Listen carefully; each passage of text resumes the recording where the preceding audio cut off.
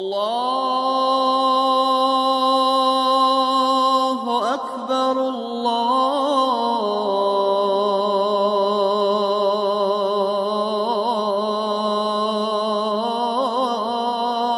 أكبر أشهد أن لا إله إلا الله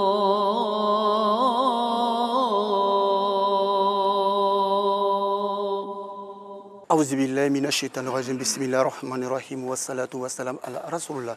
Chers frères, je suis en islam, qu'il me soit permis de vous adresser le salut des hommes du paradis, le salut fraternel, le salut de la miséricorde, le salut de l'amour et de l'espoir, le salut d'Allah Azzawajal. Salamu alaikum wa rahmatullah wa barakatuh.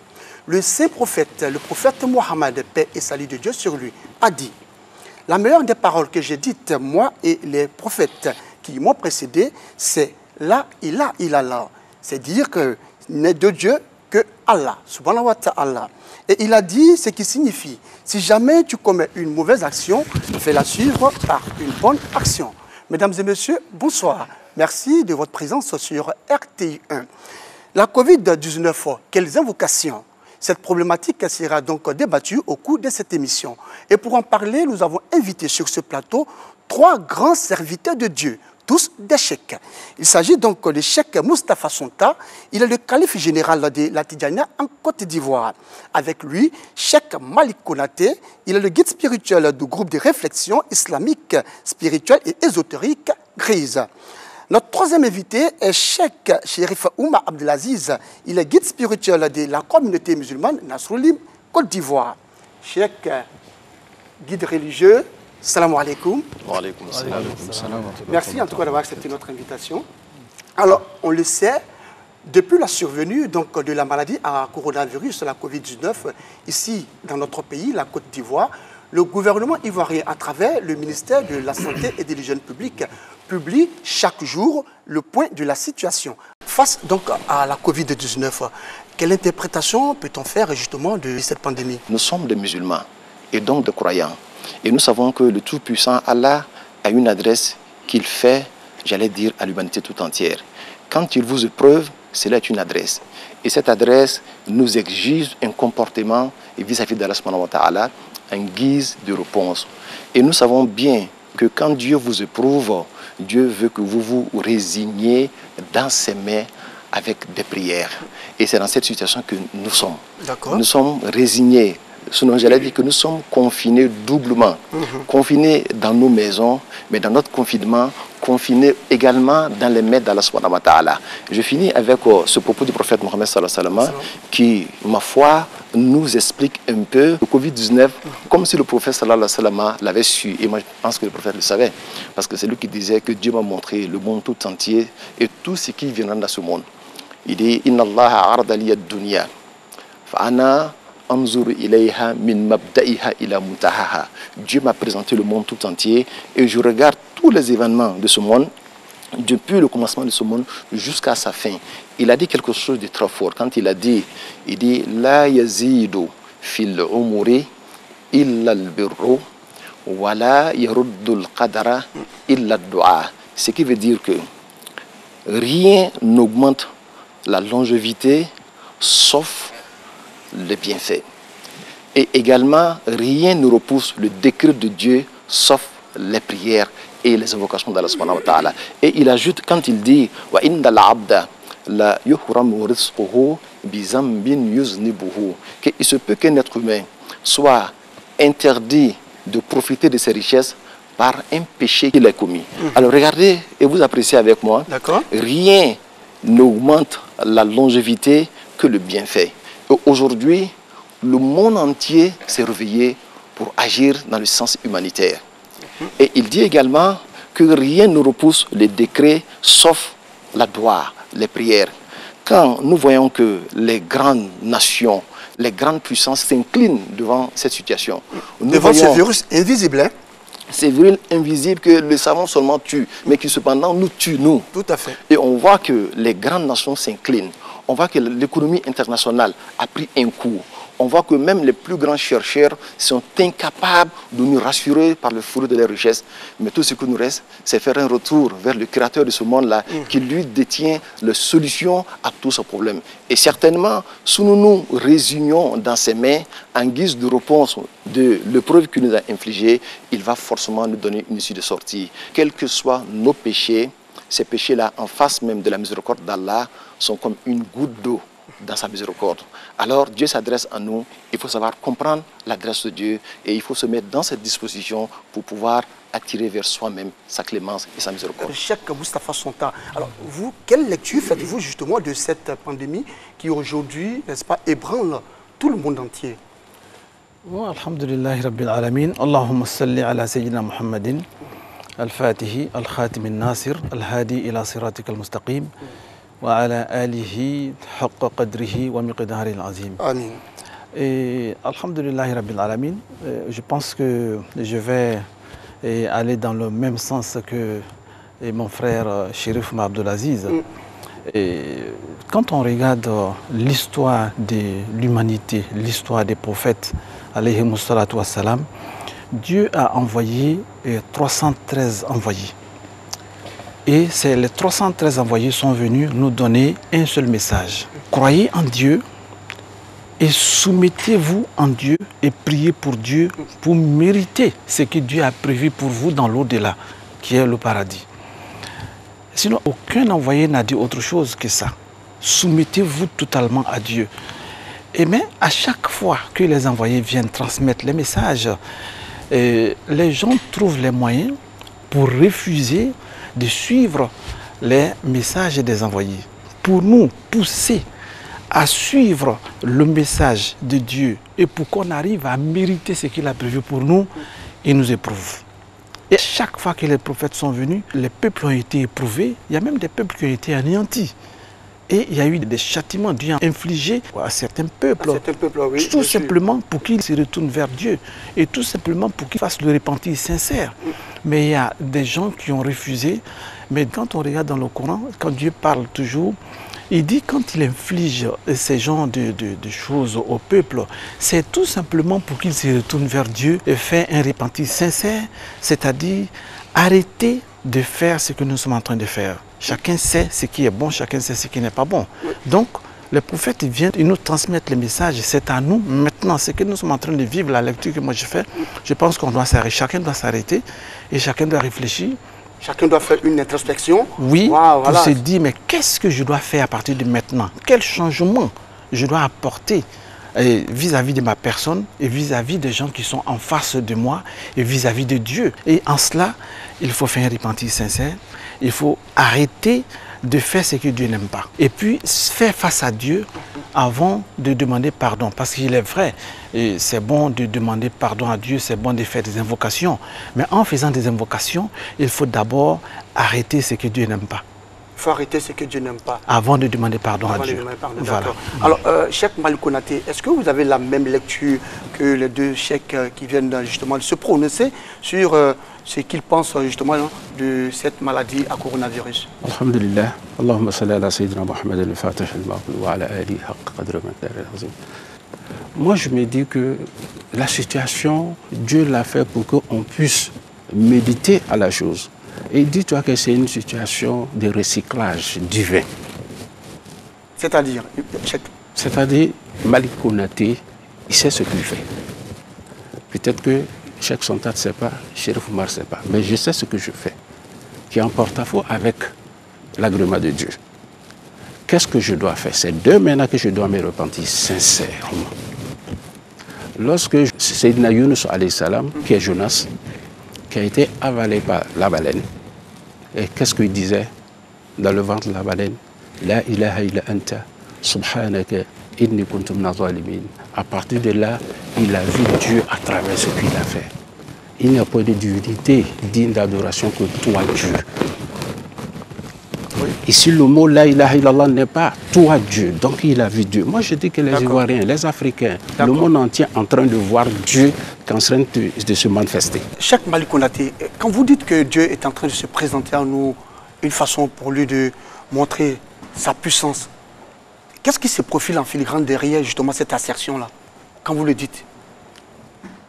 L'âge, il a fallu une petite créature d'Allah, qui est le virus, qui est en train de ravager partout.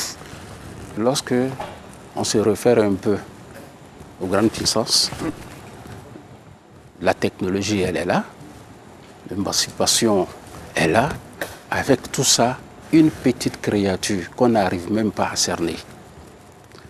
Dis-toi que Dieu, il existe. Dieu existe. Est-ce que parce que Dieu est invisible et que cette créature, ce virus est aussi invisible que il est vous dites invisible, que... Oui. mais c'est une créature. Le créateur qui est derrière, c'est Allah. J'essaie de toute façon, Dieu est en train de corriger l'humanité. Dieu est en train de corriger l'humanité. L'humanité. Corriger, vous dites, hein? J'ai dit bien corriger. Pour d'autres, c'est une épreuve.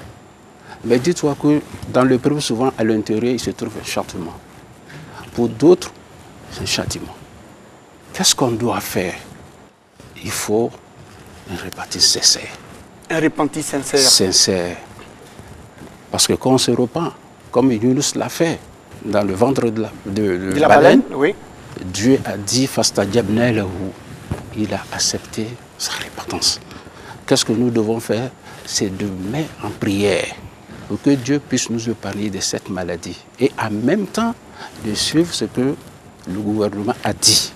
Moi, je dis ça à tout le monde. C'est vrai que les prières sont là. Donc, respecter ces mesures barrières. Les mesures barrières, surtout, il faut les respecter. Le prophète lui-même, alayhi salatu wa salam, il nous dit إِذَا امْتَلَعَتِ الْمَعِدَةِ نَامَتِ الْفِكْرَةِ وَخَرِسَتِ الْحِكْمَةِ وَقَعَدَتِ الْأَعْدَاءَ عَنِ الْعِبَادَةِ. Ça aussi, c'est des remèdes. Quand on te dit aujourd'hui qu'il y a un remède qu'il faut faire, il y a les cache-nez. Il faut descendre d'un mètre. Il ne faut pas serrer les mains. C'est se laver les mains régulièrement. Mais il ne faut pas te dire que c'est Dieu qui détient tout. On peut se saluer. Dieu ne l'a pas dit. Le prophète lui-même, alayhi salatu wa salam, il y a l'un de ses disciples qui était malade. Il lui dit, tu prends l'eau chaude, tu mets un peu de sel, une quantité seulement de sel, et puis tu bois. Donc dis-toi que le prophète, sallallahu alayhi wa sallam, c'est le meilleur des prophètes. N'est-ce pas? Oui. Comme il a dit tout à l'heure, il a vu tout ce que doit se passer du début jusqu'à la fin du temps. Il a ses remèdes aussi à lui. Mais je me dis, le remède de chacun de nous, c'est la repentance. Le remède de chacun de nous, c'est la repentance. C'est la Alors, repentance. tous ici, les chèques, vous êtes d'accord que c'est une preuve d'Allah subhanahu wa ta'ala. Je m'en vais comme ça vous poser la question, qu'avons-nous fait, nous, hommes, pour mériter justement ce châtiment dont parlait le cheikh Malick Konaté tout à l'heure? Abdelaziz, cheikh. Alhamdulillah Rabbil Alamin. Une autre fois, je vous dis grand merci.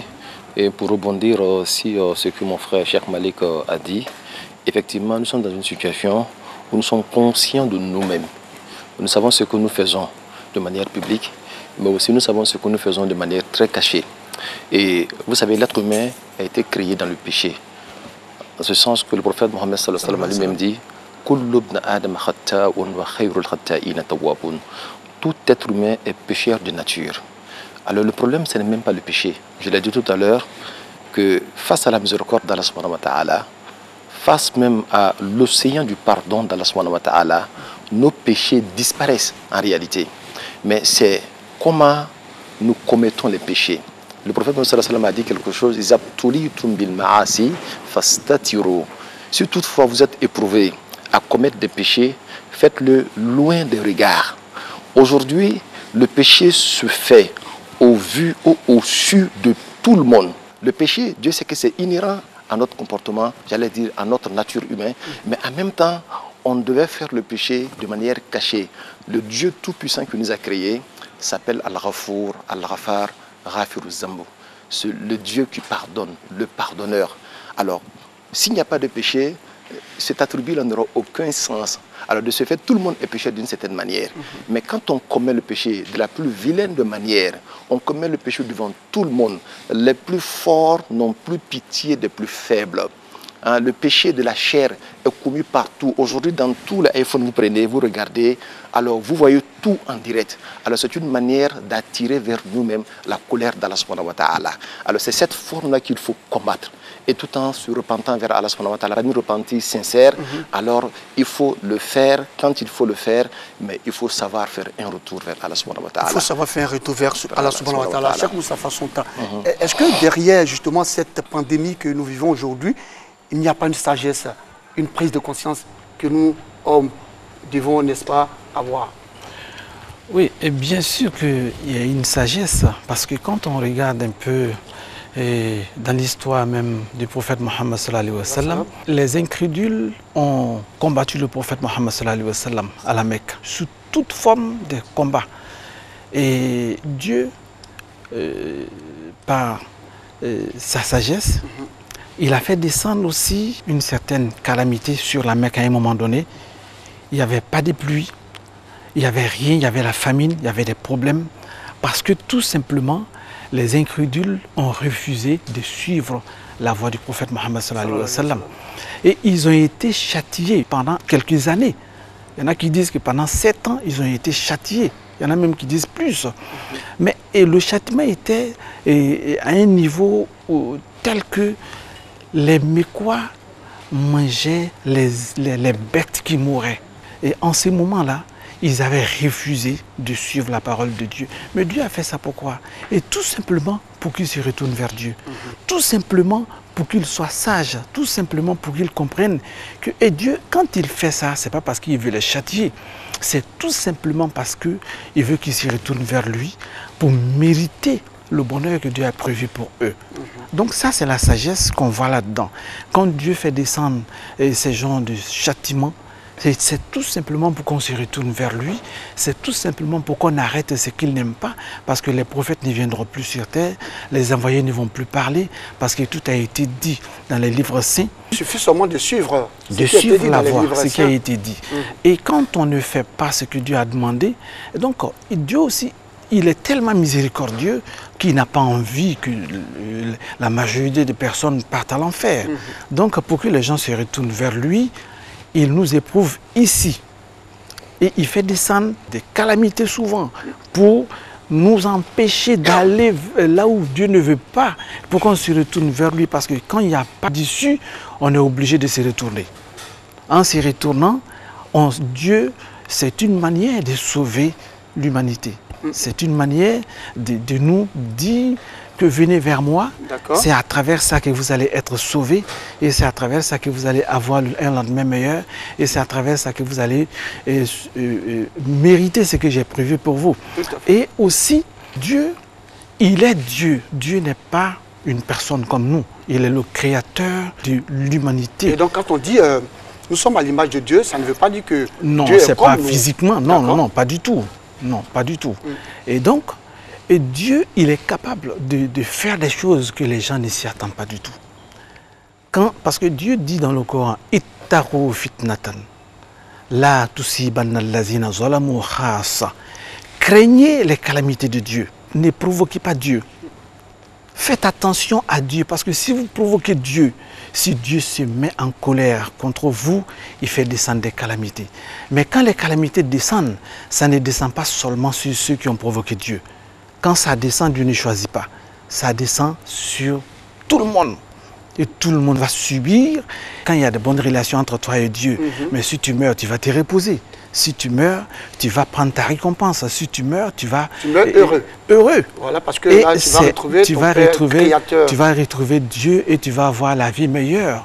Mais nous, on a peur de la mort. On a peur de la mort, oui. On a peur de la mort. Et quand on voit tout ce qui se passe aujourd'hui... Alors que nous allons tous mourir, hein? Oui, bien sûr qu'on va tous mourir. La mort, c'est tout à fait naturel, c'est normal. Mais Dieu, il veut qu'on se retourne vers lui. Je ne dis pas qu'on va mourir, mais c'est pour attirer l'attention des gens. Parce qu'il y a des gens qui pensent que, comme moi je suis musulman, peut-être que ça ne va pas m'atteindre. Comme moi je suis un cheikh, je suis épargné. Non, Dieu, il fait ce qu'il veut. Le paradis est pressé pour que les croyants partent l'habiter. C'est cela. Voilà, donc comme nous on n'est pas pressé, on a envie de prier encore plus. Bon, ce sont des arguments, hein. Sinon on a envie de rester encore, rester avec nos talibés et nos familles et pour prier, des délices de voilà, la vie. pour mériter encore ce que Dieu a prévu pour nous. Donc pour dire qu'on doit faire attention, pour dire qu'on doit faire un repentir sincère, pour dire qu'on doit se retourner vers Dieu et pour dire que Dieu, il n'a pas changé, il est Dieu. Ce qu'il a fait au peuple passé, c'est dans tous les livres révélés. Et chacun de nous doit se retourner vers Dieu. Cheikh Malick Konaté, est-ce que derrière justement cette pandémie, on ne peut pas dire que Dieu, il est le Tout-Puissant et que tout ce que nous avons comme intelligence ne fait pas de nous des super-hommes ou des hommes pareils à Allah subhanahu wa ta'ala? Je pense que ça, il n'y a pas de doute dessus. Hein. Présentement, tous les marabouts, les charlatans, les féticheurs, même les médecins, tout le monde est impuissant. À partir de là, il y a une sagesse d'Allah qui t'inculque. Cette lumière-là, il fallait forcément l'épidémie. Il fallait forcément l'épidémie. Est-ce que ce n'est pas trop fort, ce que vous êtes en train de dire? Non. Vous savez, Dieu, il est tellement bien, tellement bon. Le cheikh l'a dit tout à l'heure, ce n'est pas aussi facile quand on demande à Dieu, on veut partir. Même sur le paradis, alhamdulillah, on veut rester quand même un peu, n'est-ce pas? Mais en même temps, depuis le début de la pandémie, dis-toi qu'il y a certains sensements précis qui ont vu Dieu. Sensements-là qui sont donnés à Allah. Avant ça, ils étaient dans le ténèbre. Mais en même temps, je ne veux pas dire que la maladie est la bienvenue, n'est-ce pas? Je voudrais dire que la sagesse qui a été inculquée à chacun de nous, c'est qu'il faut que nous restions tranquilles. Avec le bagage intellectuel que tu as, tu n'es rien. Avec l'argent que tu as, tu n'es rien vis-à-vis de Dieu. Avec l'intelligence que tu as, c'est zéro vis-à-vis de Dieu. Qu'est-ce qu'on doit faire? Moi, je dis, les chèques sont là. Que ce soit les chèques tidjanites, que ce soit des imams, que ce soit quel bord que tu as, nous sommes tous interpellés. N'est-ce pas? Nous sommes tous interpellés. Il faut qu'on se dise, il faut qu'on mette dans la tête que cette responsabilité-là est souvent commune, en même temps individuelle. Je suis l'ambassadeur auprès de ma famille. Je suis l'ambassadeur auprès de sa famille. En même temps, on se met ensemble pour pouvoir prier. Quand le prophète alayhi salatu wassalam, il a dit tout à l'heure, après les calamités qu'il a quitté la Mecque, l'immigration, il allait à Médine. Il a été accueilli à Médine, en fanfare, n'est-ce pas? Mais c'est à Médine que le prophète alayhi salatu wassalam s'est retrouvé. Lorsqu'il était à la Mecque, ce n'était pas aussi chose aisée. Donc, à partir de là, dis-toi, connais, l'épidémie, ça va partir. Ça va partir. Si Dieu le veut, ça va partir. Que nous avons. Ça va partir. Dieu, il est tellement bon. Il y a un monsieur qui demande au prophète alayhi salatu wassalam, il dit, j'ai une question à poser. Le prophète lui pose la question. Il dit, mais quand on va mourir, qui va s'occuper de nous? Le prophète dit, je voudrais que tu ailles un peu dans ta question, tu me donnes un peu de détails. Il dit, mais prophète, on nous dit qu'il y a le paradis, il y a l'enfer. On nous dit qu'il y a Sirat. Mais ces jours-là, quand nous allons partir chez Dieu, qui va demander à chacun de nous, tu as fait ça, pourquoi tu ne l'as pas fait? Il dit, c'est Dieu qui va le faire. L'arabe s'est mis à rire. Il dit, Alhamdulillahi Rabbil Alamin. Les disciples du prophète, mais pourquoi tu fais ça? Il dit, mais je sais que si c'est Dieu qui va nous interroger, moi j'irai au paradis. Pour te dire que Dieu, il est miséricordieux, il est bon. À Cheikh Abou Yazid al-Bostami, à Cheikh Taïfour, qui était un grand cheikh, un érudit, un savant, il avait son magasin au marché d'Irak. Et la nuit, on l'appelle en Darda pour dire que le marché a été incendié, ça a pris de feu. Il arrive, tous les magasins sont incendiés. Il regarde son magasin qui était là, rien. Et quelqu'un lui disait, dis Alhamdulillahi Rabbil Alamin. Il dit non. En ce moment précis, je ne remercie pas Dieu. Parce que quand je dis Alhamdulillahi Rabbil Alamin, je veux dire que le magasin n'a pas été brûlé, mais pour les autres, a été incendié. Ça aussi, c'est une autre dimension de la chose. Que Dieu nous aide. Abila, que Dieu nous aide. Face donc à la Covid-19, est-ce que les invocations peuvent-elles être une solution pour apaiser la colère d'Allah subhanahu wa ta'ala? La question a été posée, n'est-ce pas, aux fidèles. Il y a plusieurs types d'invocations que nous pouvons adresser à Allah, telles que Astaghfirullah, qui est simple, que tout le monde connaît. On peut dire la haute, la hawla wa la quwwata illa billahi al-ali al-azim.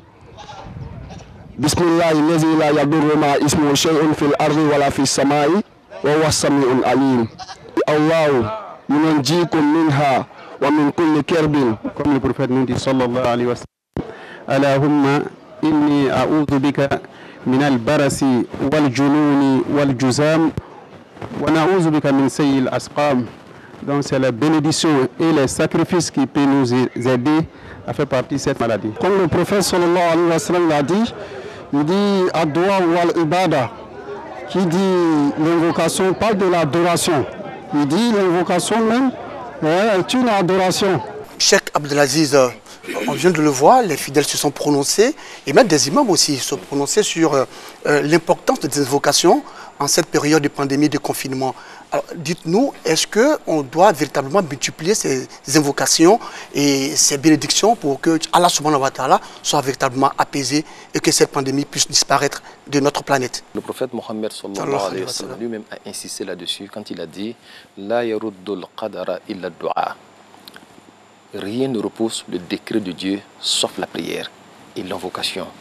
Et il va plus loin, il dit « Wa inna al-qada'a wa du'a la ya'talijani fi sama fa ayyuhuma ghalaba ghalab » Il dit « Les invocations montant au ciel et le décret de Dieu descendant du ciel, les deux se croisent au ciel. » Et souvent, le décret prend le dessus sur les invocations et il s'abat sur les êtres humains. Et souvent, ce sont les prières et les invocations qui prennent le dessus. Pour dire que ça fait partie de l'enseignement du prophète Mohammed sallallahu alayhi wa sallam. Quand on ne sait plus où mettre de la tête, que nous sachions que nous avons un Seigneur. Et ce Seigneur-là, il est le Tout-Puissant. Il suffit seulement de faire une marche avec notre petitesse pour dire que nous sommes incapables et que c'est toi seul Dieu qui est capable. Et en ce moment-là, on va voir une main tendue divine pour nous sortir de problèmes. Et quand je dis cela, vous savez, Dieu, quand il nous a créés, il a pris notre engagement. On appelle ça le jour des balas. Quand Dieu nous posa la question, ne suis-je pas votre Seigneur? Tout le monde a dit, oui, Seigneur, on te reconnaît comme notre Seigneur au-dessus de nous-mêmes. Et Dieu nous a envoyés sur terre. Et sur terre, nous avions 3 grandes missions. La première mission, c'est adorer Dieu. Est-ce que nous adorons Dieu convenablement? On a fait de l'adoration de Dieu une affaire de mosquée. Quand on sort des mosquées, on a l'impression que tout est permis. On a manqué là-bas. Deuxièmement, c'est de connaître Dieu. Parce que le but même de l'adoration, c'est faire un avec Dieu. Est-ce qu'on adore Dieu pour atteindre cette dimension? Mais finalement, la 3e dimension, c'est de construire le monde avec Dieu. Aujourd'hui, nous essayons de construire le monde à marge de Dieu. Comme si nous disons à Dieu, nous sommes assez forts, nous sommes assez intelligents, mets-toi à côté, laisse-nous gérer notre affaire. Et c'est ainsi que Dieu nous a montré aujourd'hui que vous êtes des incapables, sans moi, rien ne peut se faire. Alors si nous acceptons cela, alors nous allons nous confiner en Dieu et en ce moment précis, nous avons besoin de l'intercession du prophète Mohammed sallallahu alayhi wa sallam.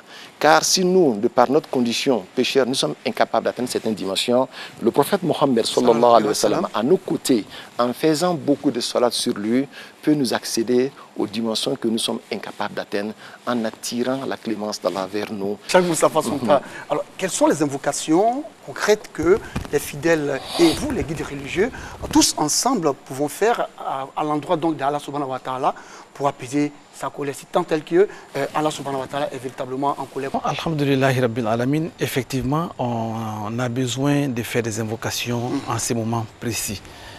Et beaucoup d'invocations d'ailleurs. On doit savoir que c'est avec les invocations que le cœur s'apaise. Parce que Dieu l'a dit dans le Coran, dans la sourate Ar-Ra'd, sourate 13, au verset 28, Dieu dit certes, c'est avec les invocations que le cœur se tranquillise.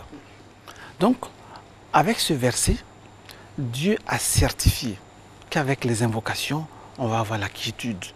Avec les invocations, on va avoir la paix du cœur. Avec les invocations, on va avoir la paix intérieure. Donc, en cela, on peut faire 100 fois Astaghfirullah. On peut faire la prière sur le prophète Mohammed sallallahu alayhi wa sallam, sous n'importe quelle forme de salatu ala nabi. On peut faire la kalimatu shahada, la ilaha illallah, 100 fois. Tout le monde peut faire ça pour demander pardon à Dieu. Une fois la Fatiha et une fois la salatul Fatihi et 100 fois Astaghfirullah, 100 fois Bismillahirrahmanirrahim, 100 fois At'amahum min ju'in wa amanahum min khawf. Et Hasbunallahu wa ni'mal wakil, ni'mal mawla wa ni'mal nasir. 70 fois La ilaha illa anta subhanaka inni kuntu minaz zalimin. 111 fois Ya Kafi, 111 fois. Et puis terminé par la doua du prophète Mohammed sallallahu alayhi wa sallam. Allahumma inni a'udhu bika min al-barasi wal-jununi wal-juzam wa min sayyi al-asqam 7 fois. Ça c'est pour la grande communauté. Maintenant pour ceux qui savent lire le Coran, qu'ils prennent la sourate Al-An'am, les sourates les bestieux, au verset 63. قل من ينجيكم من ظلمات البر والبحر تدعونه تضرعا وخفية لئن نجيتنا من هذه لنكونن من الشاكرين قل لله ينجيكم منها ومن كل كرب 270 fois et ya Latif 900 fois et clôturé par Allahumma inni a'udhu bika min al-barasi wal junun wal juzam wa min sayyi al-asqam 7 fois. Ceux qui peuvent faire ça, Inch'Allah, ça peut nous servir parce que Allah veut qu'on lui demande et il faut savoir demander à Allah. Ceux qui veulent lire tout le Coran, alhamdoulilah, ils peuvent lire tout le Coran, mais quand on prend certaines parties pour demander à Dieu, des fois c'est plus efficace. Alors, c'est vraiment efficace comme vous le dites. Cheikh Malick Konaté, est-ce que les invocations à elles seules suffisent justement pour apaiser la colère d'Allah subhanahu wa ta'ala face justement à la Covid-19? Le prophète alayhi salatu wassalam a dit par exemple, quand il y a l'épidémie, il faut faire souvent Allahumma inni a'udhu bika min jahdil bala'i wa darakil shaqa'i wa su'il qada'i wa shamatatil a'da. Ça c'est un hadith du prophète. Mais est-ce qu'on est obligé de faire ça seulement? Non. Maintenant revenez à vos questions. La doua seule peut déplacer les montagnes. N'est-ce pas? Mais, il y a toujours le mais. La guerre de Badr, ça c'était la jihad, la guerre de Badr que tous les musulmans, c'est où on a eu la victoire.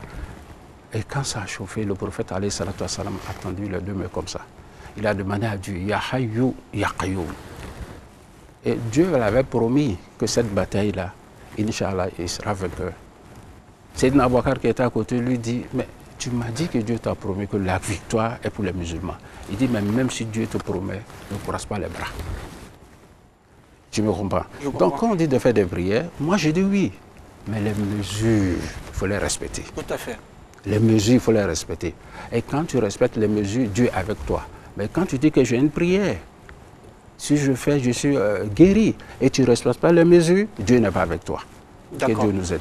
Que Dieu nous aide. Donc vous êtes en train de dire, tous ici, même vous convenez à dire que face justement à ce coronavirus, certes, il faut faire des invocations, mais également, il faut respecter ces gestes barrières-là. Je suis avec 3 grands cheikhs que nous connaissons. On va aussi profiter de vos bénédictions. Alors, vous allez, entre vous, trouver quelqu'un pour nous faire ces bénédictions. C'est lui qui est le grand frère. Ah d'accord. C'est notre chomba. Ah c'est votre chomba. D'accord, vous avez été choisi. D'accord, on va faire la doua. A'udhu billahi minash shaitanir rajim. Bismillahir rahmanir rahim. Alhamdulillahi rabbil alamin.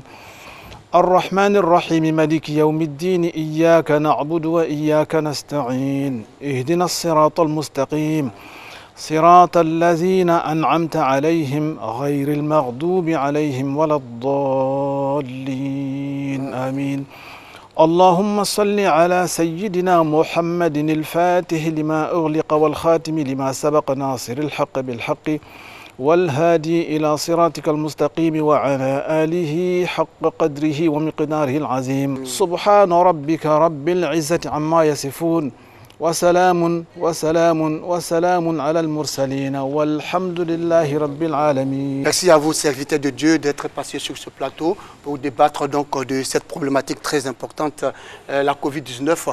Quelles invocations?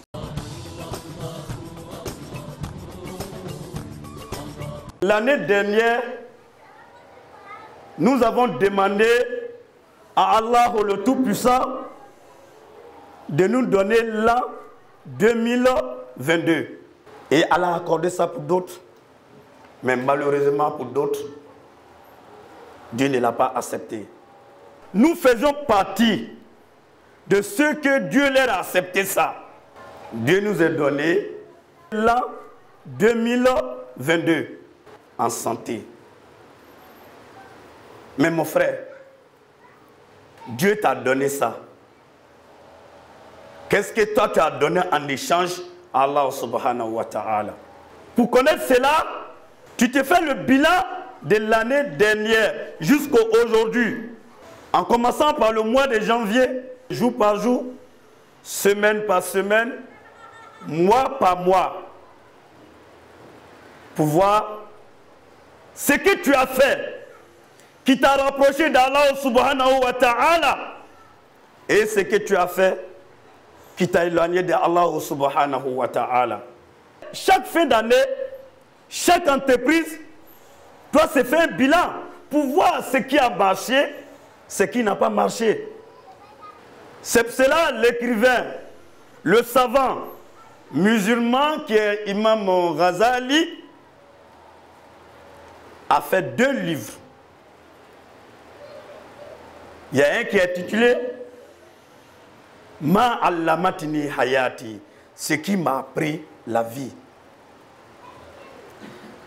Le deuxième livre,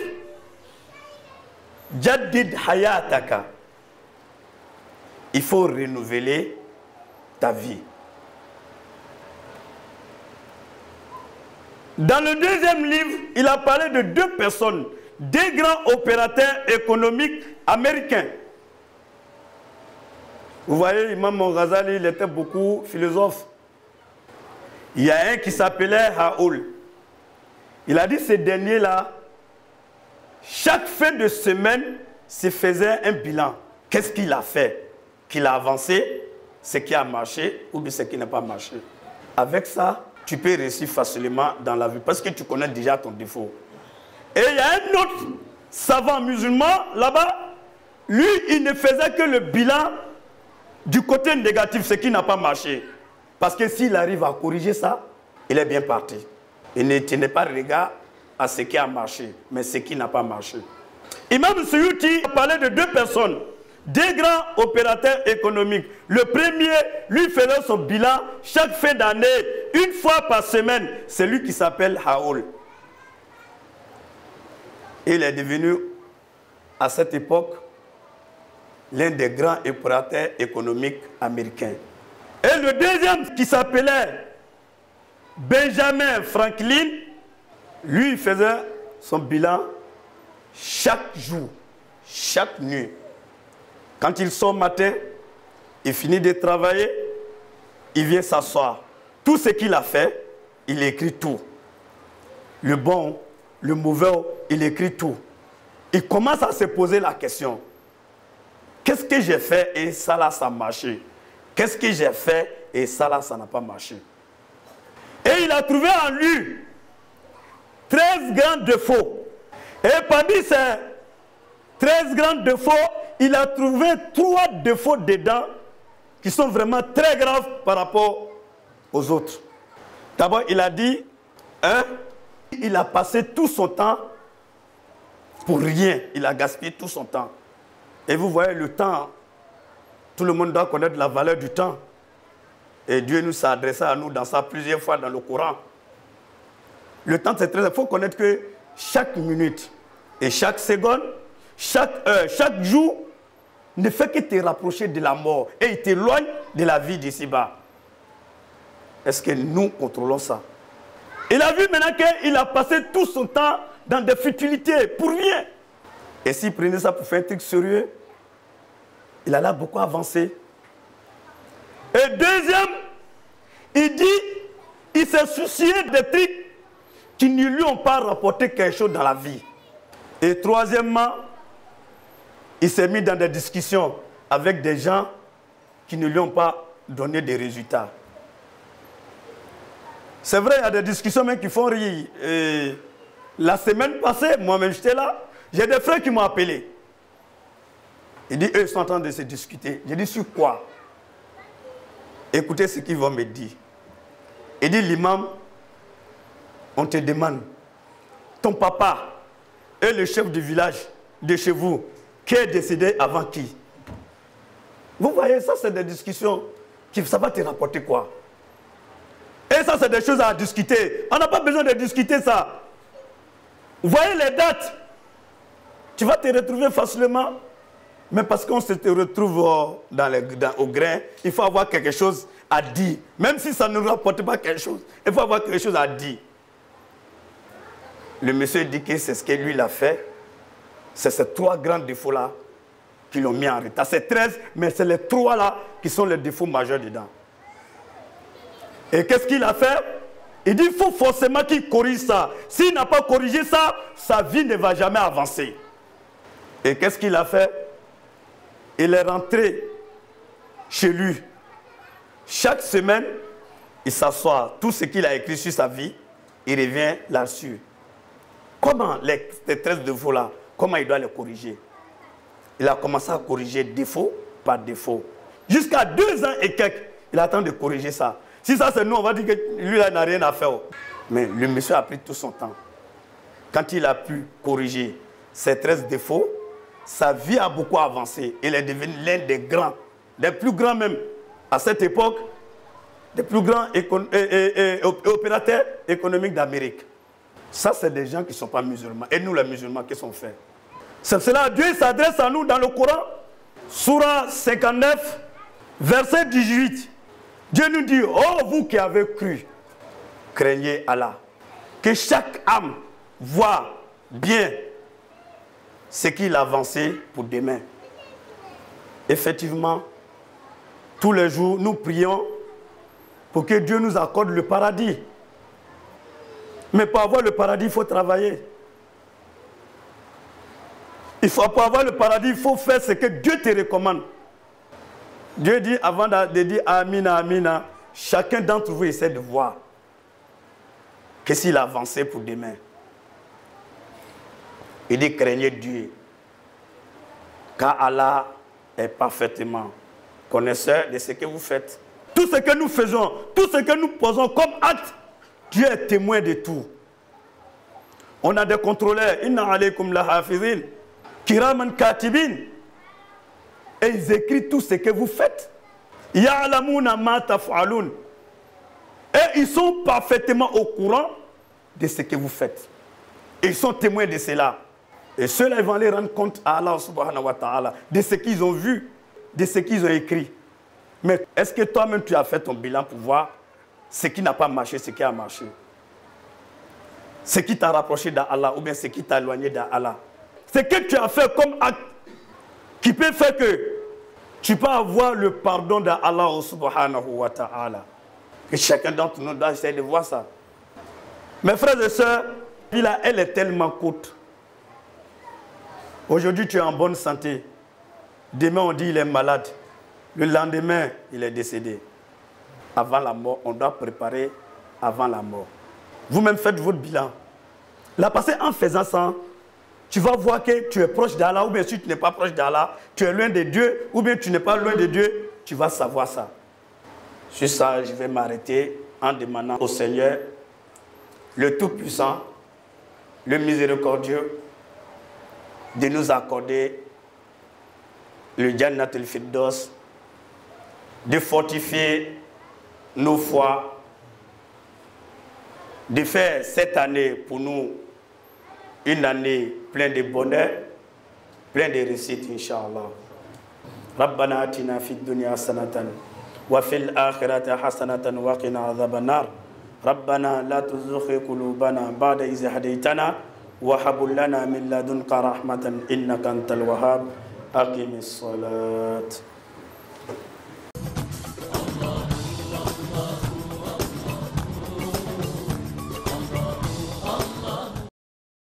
Ce geste marque la concrétisation d'un rêve attendu depuis longtemps par la communauté musulmane de Yopougon-Niango, celui de disposer d'un lieu de culte pour vivre leur foi dans la dignité. La réalisation de ce projet est le fruit d'innombrables efforts fournis de concert par les cadres musulmans et les autorités publiques.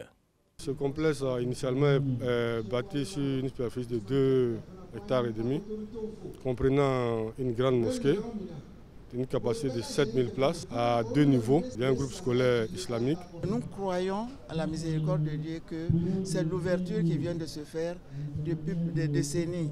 Le terrain nous a été offert. Aujourd'hui est un très grand jour pour nous. Aux côtés de l'imam principal de la mosquée, Cheikh Imam Ali Ouattara, président du COSIM section Yopougon, le ministre Adama Diawara, parrain de la rencontre, invite les musulmans de Yopougon à s'unir pour achever les travaux de cette mosquée. Je suis venu apporter ma petite contribution pour l'achèvement des travaux de construction de cette mosquée. J'en ai profité pour exhorter mes frères et sœurs de faire en sorte que l'islam en Côte d'Ivoire demeure sur sa voie, c'est-à-dire celle de la pratique d'un islam modéré, tolérant, sans extrémisme et sans fanatisme. Le terrain de la mosquée Vamoussa Bamba a été octroyé par feu le ministre Vamoussa Bamba. Il a une superficie de 22 000 mètres carrés. Place du petit marché du quartier de Nangutoka de Fourouna, région du Hambol, transformée en lieu de prière. La communauté musulmane de cette commune célèbre le Maouloud, fête commémorant la naissance de Mahomet, prophète de l'islam.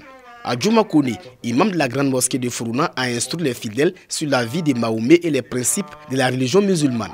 Le guide religieux invite ses coreligionnaires à la culture de la paix, à être des artisans de la conciliation et de la non-violence. Le Maouloud à Fourouna est placé sous le thème « Le respect du voisin, le respect de la cohésion sociale ».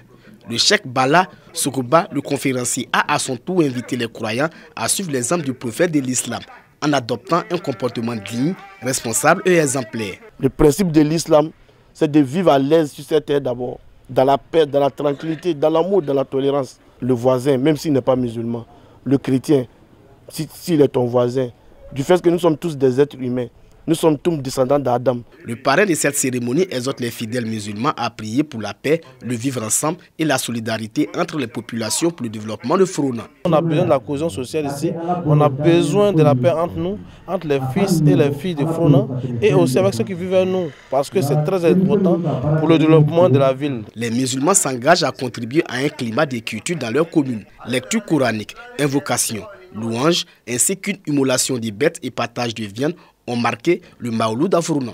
L'Association des jeunes musulmans de Côte d'Ivoire, AJMC, du sous-comité secteur 4 d'Abobo, a organisé la journée culturelle des sœurs musulmanes. Cette journée est censée montrer à la jeune fille musulmane qu'elle doit s'intéresser à sa religion. Je suis toute émue parce qu'on avait fait une estimation de 600.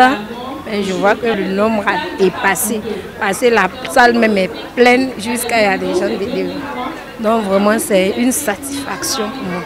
Nogocha Dosso, gynécologue de formation, a profité de l'occasion pour prodiguer de sages conseils aux sœurs musulmanes sur les précautions à prendre pour éviter les maladies génitales. On a abordé dans un premier temps le cancer du col. On a dit que le cancer du col, c'est le deuxième cancer chez la femme. Il faut dire que ce cancer est évitable parce qu'on a un vaccin qui existe. Il est gratuit sur le territoire national. Donc on a demandé aux mamans qui sont là de faire vacciner leurs petites filles. Pas encore en activité sexuelle, 9 et 14 ans généralement. Des conseils bien assimilés par les participantes qui se réjouissent de la pertinence du sujet. Je remercie le docteur que nous avons reçu, qui est un très bon docteur, parce qu'avant de commencer d'abord, en plus du thème, elle a décidé d'ajouter un autre thème très important, voilà, qui est le cancer de l'utérus, du sein, pardon. Elle a appris aux femmes comment est-ce qu'on doit faire le dépistage du cancer. C'est très important. Elle a parlé de la dangerosité de cette maladie. Ensuite, elle a abordé le thème principal qui est le problème génital, les problèmes génitaux de la femme. Elle a un peu parlé des problèmes que les femmes peuvent rencontrer sur le plan génital, comme le fibrome, qui est une maladie très grave, qui souvent empêche les femmes d'enfanter. Nous sommes joyeux parce que ça nous fait toujours plaisir d'avoir ce genre de lucarne pour la femme musulmane où elle vient apprendre de ce qu'elle ne sait pas et apprendre de ses sœurs de la même religion. La journée culturelle des sœurs musulmanes du sous-comité Abobo secteur 4 était à sa 11e édition. La recherche de la science islamique et académique pour une Côte d'Ivoire instruite. Quelle contribution de l'AEMC? Cette question était au centre du séminaire Anour, organisé au lycée moderne de Cocody. À partir donc de la thématique, on peut retenir beaucoup de choses. Parce que la thématique prend un référentiel temporel qui est 2022. Mais quelle interrogation que nous pouvons nous poser à partir de 2022, beaucoup d'interrogations, tant sur le plan religieux, sur le plan social, sur le plan politique, sur le plan sportif. Et ce référentiel de 2022 aussi est beaucoup significatif pour une science dont nous sommes concepteurs, l'arithmo-islamologie. Ce qu'ils doivent retenir essentiellement, c'est d'abord la connaissance de leur religion. Parce que qui dit connaissance de la religion, n'est-ce pas, d'y apprendre, n'est-ce pas, à mieux se comporter dans la société. Le séminaire An-Nour, une initiative des sous-comités de l'Association des élèves et étudiants musulmans de Côte d'Ivoire, AEMC, section Cocody et Benjerville. Séminaire qui vise à occuper sainement les enfants durant les congés de fin d'année. Il y avait un besoin nécessaire concernant la jeunesse. Voilà, donc on a voulu vraiment organiser ce séminaire-là pour encore former encore les jeunes. Parce que, bien vrai, l'AMC, comme on le voit, c'est la définition Association des élèves et étudiants musulmans de Côte d'Ivoire. Voilà, mais nous, on gère un peu le côté volet formation islamique et académique. Voilà, donc on a voulu vraiment créer ce cadre-là de formation afin d'amener aussi les jeunes vraiment à comprendre aussi la religion et anticiper aussi sur le côté managérial. Nous sommes là pour se former, pour se forger et pour se donner à nous-mêmes une identité islamique. En tant qu'élève, en tant qu'étudiant et en plus en tant qu'être musulman, il faudrait quand même que nous ayons des objectifs. Il faudrait que nous nous disions, nous sommes l'avenir d'un monde meilleur, nous sommes l'avenir de demain et que nous devons travailler. Plus de 300 personnes ont pris part à ce séminaire qui s'est tenu durant 5 jours. Louanges, prières et bénédictions l'ont également meublé.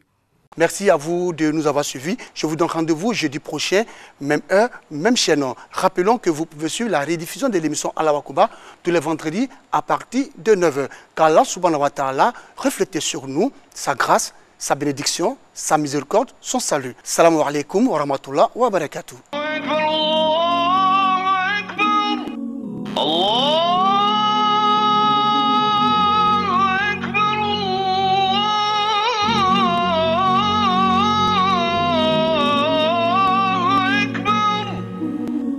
أشهد أن لا